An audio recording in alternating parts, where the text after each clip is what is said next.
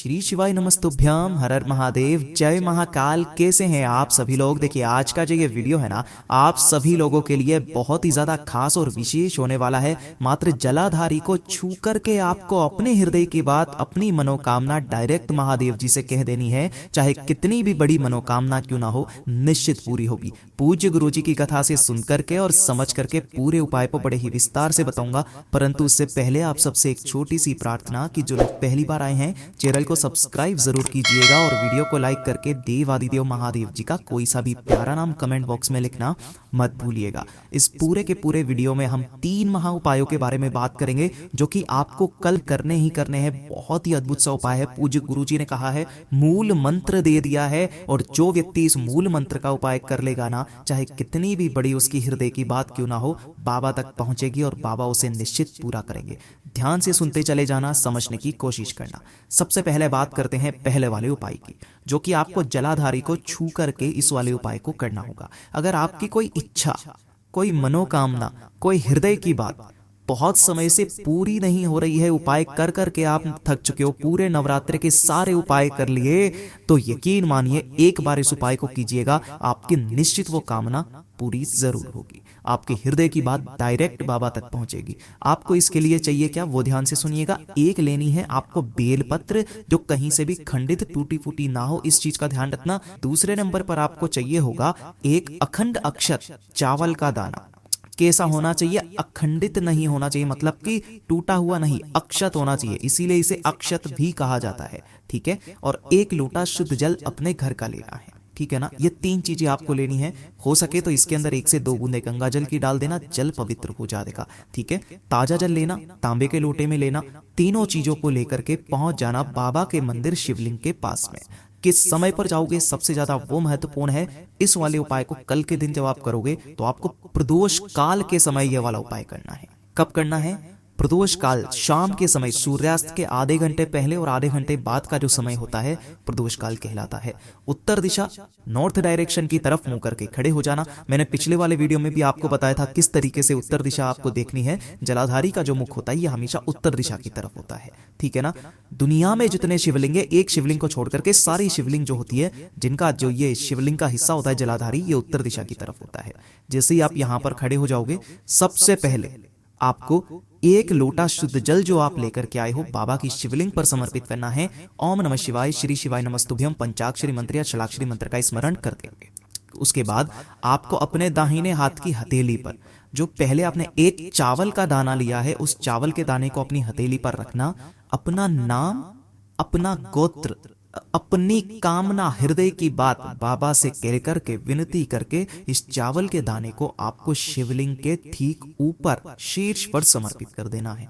समर्पित कर देने के पश्चात जो आपके पास में एक बेलपत्र है, इस एक बेलपत्र को जहां से 3 पत्तियां जुड़ी हुई है, इस जगह से पकड़ना है। अपना नाम, अपना गोत्र और अपनी कामना कहते हुए आपको मातृशुंडी के स्थान पर ऐसे टच करवाना है कि दंडी रहे जलाधारी की तरफ। टच करवा करके ही आपको अपना नाम, गोत्र बोलना है, स्पर्श करा करके, और उसके पश्चात इसे यहां से उठा करके और इसी चावल के दाने के ऊपर रखना है। ध्यान रखना, यहां पर केवल आपको समर्पित नहीं, मतलब यहां पर आपको समर्पित नहीं करना है, यहां पर केवल स्पर्श करा करके अपनी कामना कह करके शिवलिंग के ऊपर समर्पित कर देना। चावल के ऊपर ही डंडी रहेगी जलाधारी की तरफ, ये पत्ती का मुख रहेगा आपकी तरफ। जब आप यहां पर समर्पित कर दें, बाबा से विनती करना, कामना करना, और एक बार हृदय की बात जलाधारी के ऊपर अपने हाथ, दाहिने हाथ की हथेली रख के अपनी कामना कह देना। पूज्य गुरु जी ने कहा आपको 3 बार अपनी कामना कहनी है। पहली बार जब आप चावल को अपने हाथ पर लोगे हथेली पर, दूसरा माता अशोक सुंदरी के स्थान पर, तीसरा जलाधारी को स्पर्श करते हुए। चाहे कितनी भी बड़ी मनोकामना क्यों ना हो, पूरी जरूर होगी। पूज्य गुरु जी का बहुत अद्भुत और अचूक उपाय है, जरूर कीजिएगा। और ये दूसरा वाला उपाय कल के दिन करना कोई भी मत भूलिएगा, इस चीज का ध्यान रखिएगा।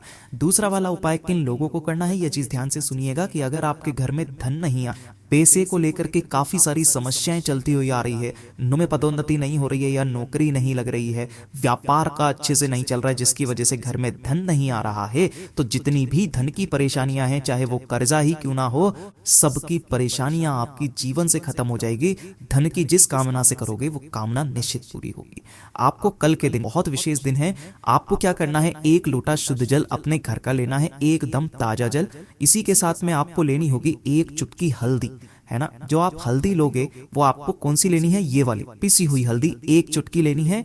इसी के साथ में आपको लेना होगा, जो माता लक्ष्मी जी को बहुत ज्यादा पसंद है, 1 कमल गट्टा आपको चाहिए, मात्र 1 कमल गट्टा। और इसी के साथ में आपको चाहिए होगा 1 लाल फूल। ठीक है, जो भी आपने एक कलश में जल लिया है ना, इसके अंदर 1 चुटकी हल्दी आपको डालनी है, 1 कमल गट्टा इसके अंदर डाल देना और 1 लाल फूल भी इसी के अंदर आपको डाल देना है। ठीक है, और इस लोटे को, इस कलश को लेकर के चाहे सुबह चाहे शाम को कहां पर जाओगे, आपके आसपास जो भी भगवान श्री हरि नारायण विष्णु जी के स्वरूप का मंदिर हो, चाहे वो राधा कृष्णा जी का मंदिर हो, चाहे वो लड्डू गोपाल जी का मंदिर हो, चाहे राम जी का मंदिर हो, चाहे सत्यनारायण भगवान जी का मंदिर हो, आपको उस मंदिर में जाना है। उस कलश को मंदिर के बाहर, जो मंदिर में भगवान जी के समक्ष उस कलश को रख देना, अपना नाम गोत्र और कामना कह करके रख करके आपको इस मंदिर की कितनी 7 परिक्रमा करनी है। अब परिक्रमा करने का नियम पूज्य गुरुजी ने बताया, ध्यान से सुनिएगा। जब आप मंदिर के पीछे की तरफ जाओगे तो पीछे की तरफ जाने के पश्चात आपको ओम नमः शिवाय मंत्र का स्मरण करना है और फिर वापस सामने आना है। फिर जब दूसरी परिक्रमा करोगे, फिर पीछे जाकर के ओम नमः शिवाय मंत्र का स्मरण करोगे, फिर वापस समक्ष में आना है। इस तरीके से 7 परिक्रमा करके इस कलश को यहां से उठाना और उठा करके ले जाना किसी भी पीपल के पेड़ के पास, और पीपल की पेड़ की जड़ों में इस पूरे के पूरे जल को आपको समर्पित करना है। जो मूल मंत्र पूज्य गुरुजी ने कहा, मैं वो मूल मंत्र आपको बता देता हूं। ओम ह्रीम ओम हरिणाक्षाय नमः शिवाय।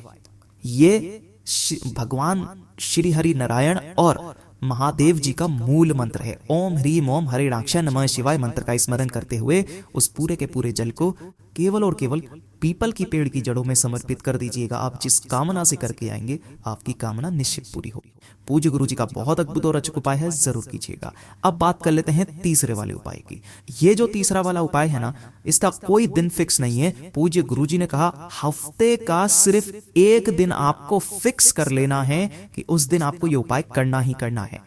किसके लिए? अगर आपके शरीर में किसी भी तरीके का कोई रोग है, या फिर आप चाहते हैं कि आपके शरीर में कोई रोग ना रहे, कोई खून का थक्का जम गया हो, है ना, किसी भी तरीके का हृदय रोग जैसी संबंधित कोई बीमारी चल रही हो, तो उन समस्त बीमारियों का नाश करता है सिर्फ ये एक उपाय। आपको लेना है एक स्टील का लोटा।